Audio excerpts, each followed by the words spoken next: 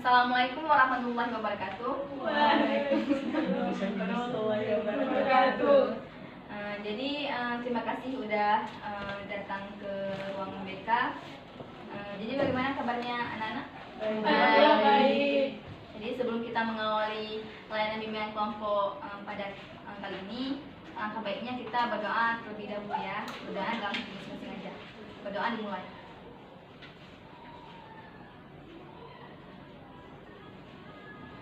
Berdoa selesai. Jadi di sini kalian tahu nggak tujuan dari bimbingan kelompok ini? Enggak. Belum tahu. Jadi di sini tujuan bimbingan kelompok ini untuk kalian lebih mengetahui ini kalau tujuannya untuk mengentaskan permasalahan. Mungkin kalian agak bingung untuk melanjutkan karir ke arah mana gitu kan. Jadi di sini ibu ingin membimbing kalian agar kalian lebih yakin dengan pilihan kalian sendiri. Gitu. Selanjutnya kalian di sini ada rasa sukarela atau terpaksa? Sukarela. Karena di sini sebelum kita mulai bimbingan kelompok, di sini ada asas kesukarelaan, keterbukaan. Jadi kalian di sini boleh terbuka dengan ibu dan ibu bisa janji untuk rahasia kalian tidak akan terbocor keluar dari layanan bimbingan kelompok ini. Bagaimana, sudah yakin dengan layanan bimbingan kelompoknya?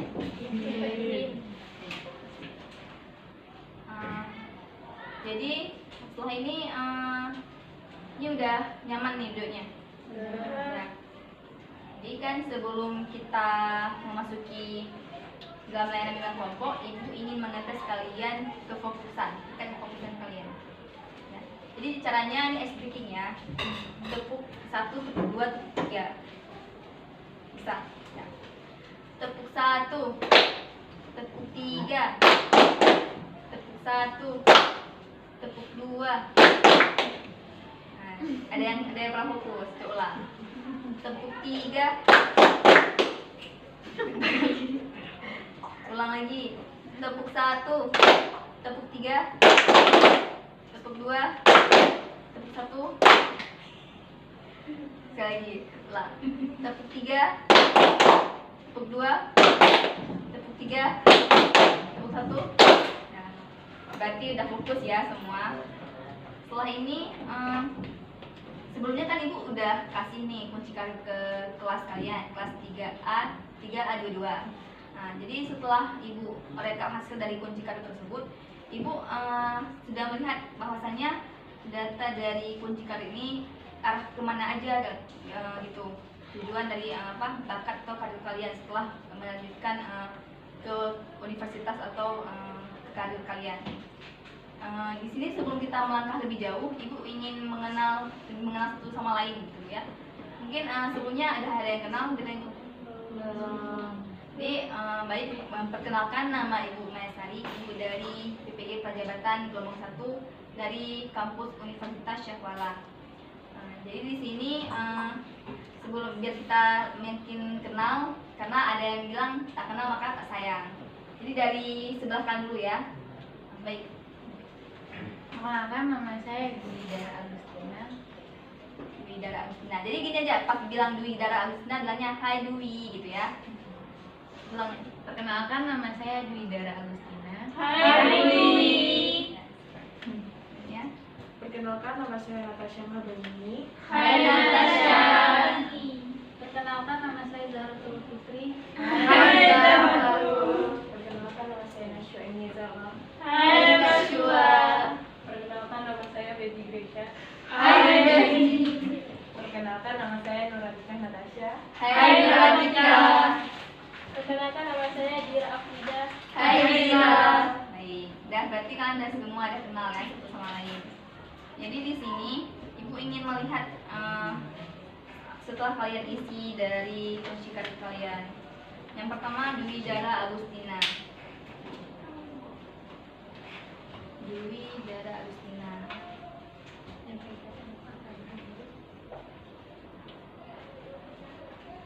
Di sini yang paling tinggi berarti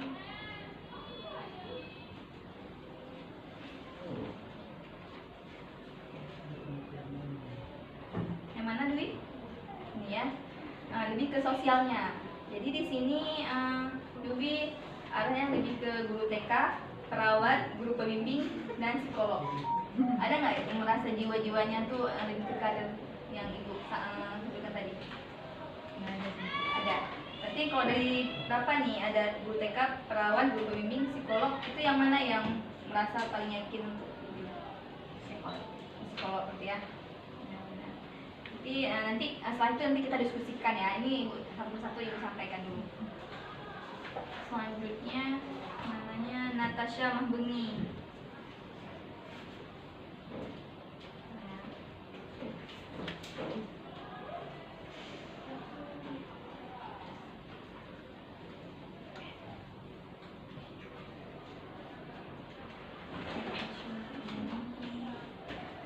S2, sosialnya juga.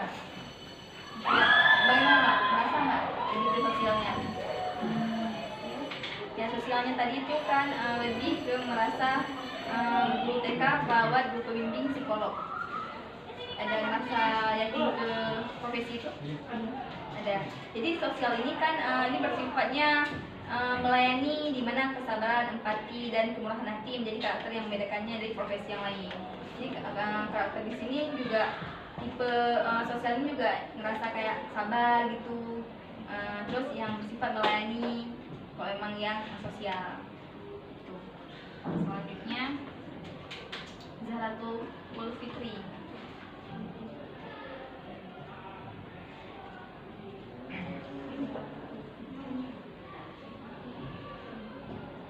Ini Zahra aja? Enggak, ada yang lain namanya Zahra? Ada. Oh, iya.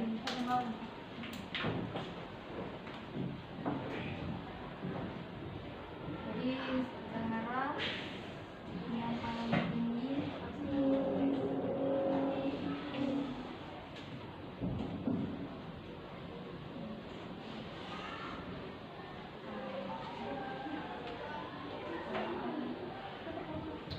artistik atau seniman. Jadi tipe ini sangat kreatif dan imajinatif. Ya, ngerasa nggak? Kreatif gitu ya. Jadi di sini tipe ini contoh profesinya seperti penulis, pelukis, penari, penyanyi, guru musik, fotografer, sutradara atau produser, editor. Mungkin dari beberapa profesi ada yang berkenan atau yakin dengan penulis emang lebih ke situ ya. Nah, baik, selanjutnya Nashwa Eliezer. Nashwa.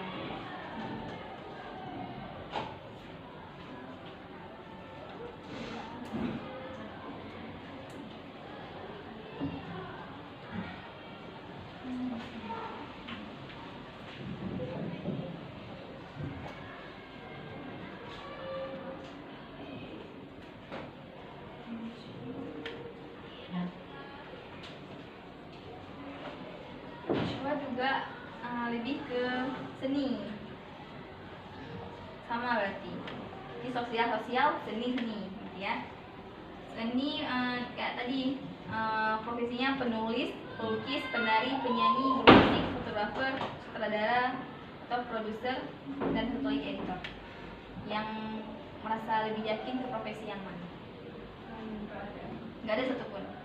Aslinya memang ini kan untuk melanjutkan jenjang berikutnya itu lebih ingin mengambil profesi apa? Psikolog berarti ya. Berarti di sini kurang tepat berarti ya kalau untuk artistik atau seniman. Cuman kalau untuk jiwa-jiwa seninya ada. Cuman nggak terlatih untuk melanjutkan kuliah tapi nggak ambil untuk seni ya. Ini untuk sekedar pengetahuan aja, berarti ada pas isinya mungkin emang senang dari pertanyaan lebih menjurus ke situ ya. Sini ya. Ini baby ya. Baby.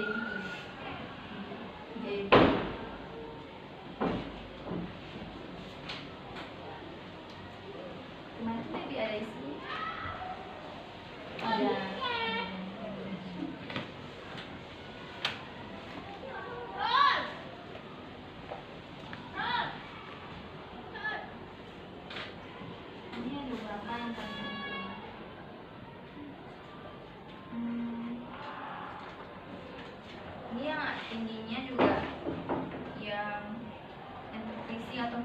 tinggi juga.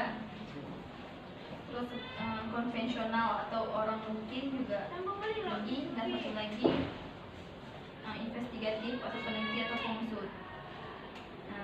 Jadi kalau untuk pengusaha ada nggak penasaran juga di situ? Ada. Misalnya kalau ini konvensional atau orang mungkin misalnya kayak angkutan, perencanaan keuangan, sekretaris, juru ketik, kasir, kayak resepsionis gitu, nggak ada di luar situ. Kalau investigatif ada nggak? Misalnya kayak di fisika, guru matematika, dokter umum, nggak, dokter hewan, pustakawan, nggak ada. Berarti lebih ke pengusaha ya. Contoh pengusaha yang profesinya ini ada beberapa, contohnya misal seperti pramugari, hakim, kepala sekolah, reporter, penerjemah, agen real estate atau penata rambut, manajer keuangan, manajer penjualan, mungkin manajer penjualan. Karena lebih ke pengusahanya ya. Tadi Nur Atika dan Natasha. Tadi Nur Atika juga lebih ke yang mana tadi ini ya, investigatif, peneliti atau pengusut. Tadi ya. Jadi pas Ibu Lia siapa nama tadi? Nur Atika lebih ke guru fisika, guru matematika, dokter umum, dokter gigi, apoteker, dokter hewan, pustakawan dan politikus. Ada nggak jiwa salah satunya profesi yang yakin untuk diambil? Dokter tuh yang kalau untuk dokter umum. Ya. Dokter umum. Ya, kalau untuk setelah rencananya tamat SMA tuh ada lanjutkan ini gimana? Ya kuliahnya misalnya gimana? Misalnya profesi dokter memang ingin mengambil. Berarti benar ya. Cocok dengan Nadira Afrida lagi. Mungkin boleh dicatat ya nanti apa aja yang memang profesi yang ini mungkin berguna nantinya atau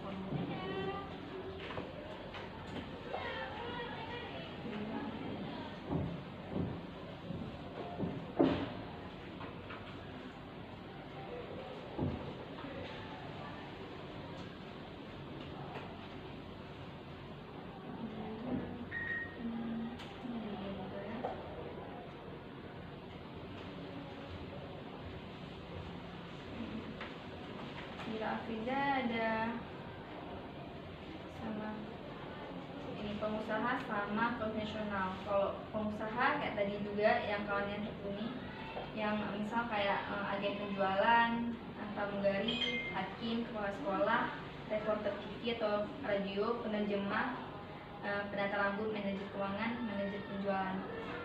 Satu lagi tinggi juga angkutan, aktuaris, perencanaan keuangan, sekretaris, juru ketik, kasir, resepsionis, operator telepon, pengawas bangunan.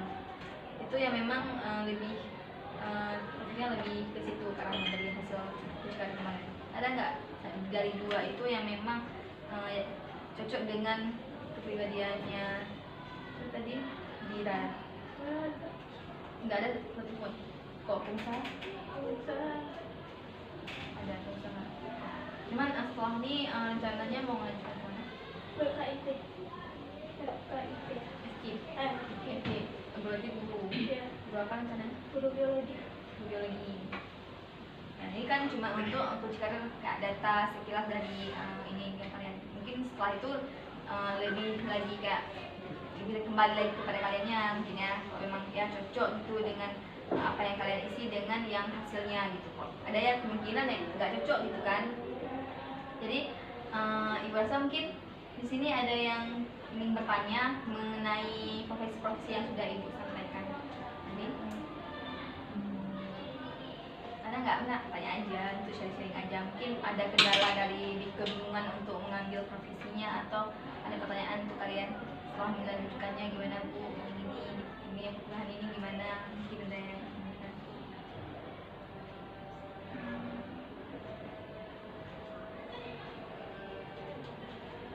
mungkin sebelumnya Ibu sebelum kita ini ada sebelum mungkin belum ada muncul pertanyaan ya.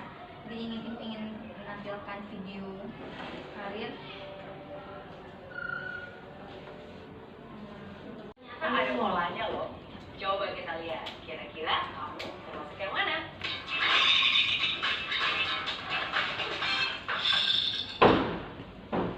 Apakah kamu ingin sukses? Pastilah, siapa juga yang gak pengen sukses. Sukses dalam karir, sukses dalam pendidikan, sukses dalam hubungan, sukses dalam bisnis, sukses dalam segala hal. Walaupun definisi sukses tiap orang pasti berbeda-beda. Namun, tahu nggak sih bahwa orang sukses dan orang gagal itu ternyata ada polanya loh. Coba kita lihat, kira-kira kamu termasuk yang mana? Yang pertama, orang sukses selalu mencari bagian dari jawaban. Dia itu bagian dari solusi masalah. Pikirannya kreatif, pikirannya unik, dan selalu cari cara, selalu cari jalan. Sedangkan orang gagal, jangankan mencari solusi masalah, justru biasanya dialah yang menjadi bagian dari penyebab masalah. Bikin problem, bikin runyam, bikin keributan. Hal kedua, orang sukses selalu mau belajar. Mereka terbuka terhadap segala macam informasi baru dan mereka itu mau menyerap bagaikan spons. Orang gagal biasanya mereka merasa sudah pintar. Ya, selalu melihat entar stresnya yang nambah. Itu komentar orang-orang gagal. Hal keenam, orang sukses suka membantu orang lain. Dia nggak takut kompetisi. Bersama-sama mereka bisa raih kemenangan. Karena orang sukses yakin bahwa kesuksesan itu bisa dicapai dengan lebih mudah bila dilakukan bersama-sama. Saling bantu-membantu untuk bisa meraih impian dan dicita-citakan. Sedangkan orang gagal nih cenderung meraih kemenangan dengan cara menjatuhkan orang lain. Hal yang dipikirkannya adalah, gimana ya caranya menang supaya saya bisa ngalahin orang itu? Gimana caranya supaya saya bisa naik setinggi-tingginya sedangkan orang itu bisa jatuh terinjak-injak? Dan lebih parah lagi nih, orang gagal itu selalu senang lihat orang lain susah dan susah lihat orang lain senang. Hal ketujuh, orang sukses kalau salah, ya ngaku. Dia akan memperbaiki diri, dia akan rendah hati dan mau belajar lagi. Orang gagal, boro-boro terima kritikan. Orang udah jelas-jelas salah aja, pasti nggak mau ngaku. Biasanya hanya menyalahkan orang lain. Kenapa belum sukses? Bukan salah saya. Salah bosnya, salah anak buahnya, salah istrinya, salah tetangganya. Semua salah. Kecuali dirinya sendiri. Itu ciri orang gagal. Nah, itu dia. Bedanya kebiasaan orang sukses dan orang gagal. Kalau kamu kira-kira termasuk yang mana nih? Kalau kamu sudah memilih mental seperti orang sukses, bagus. Pertahankan itu dan bahkan tingkatkan. Tapi kalau kamu lebih banyak memiliki mental seperti orang gagal, tunggu dulu. Jangan berkecil hati dulu. Nggak ada kata terlambat kok. Justru sekarang ini adalah kesempatan untuk kamu bisa berusaha mengubah kebiasaan-kebiasaan lama yang tidak baik menjadi kebiasaan baru yang lebih membangun. Nggak ada kata terlambat, asalkan kamu punya niat. Oke? Nah, dan sudah. Jadi mungkin setelah dengar video tadi, ada nggak pertanyaan yang muncul terlintas di pikiran kalian ingin kalian tanyakan? Mungkin udah paham semua? Paham sudah paham ya? Baik, jadi cukup sekian dari layanan bimbingan kelompok hari ini. Jadi ibu berharap mungkin apapun yang kalian tujuan kalian nantinya setelah tamat SMA ini untuk melanjutkan kuliah di mana saja, semoga bisa sukses terus dan belajar yang yakin dan bersungguh-sungguh untuk mendapatkan hasil yang terbaik nantinya. Ya. Baik, mohon maaf apabila ada kesalahan dari ibu. Akhiri, assalamualaikum warahmatullahi wabarakatuh. Waalaikumsalam warahmatullahi wabarakatuh.